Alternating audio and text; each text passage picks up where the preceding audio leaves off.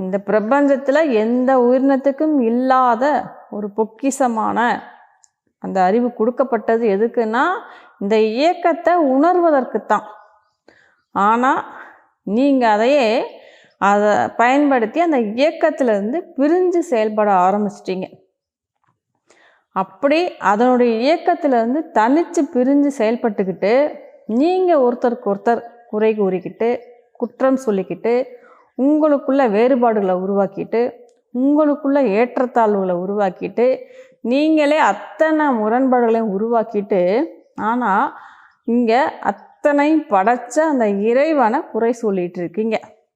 இறைவன் ஏன் இப்படி குறைகளோட மனிதர்களை படைச்சிருக்கான், ஏன் இப்படி முரண்பாடுகளோட இந்த சமுதாயத்தை படைச்சிருக்கான் அப்படின்னு அந்த இறைவனை குறை சொல்லிகிட்டு இருக்கீங்க.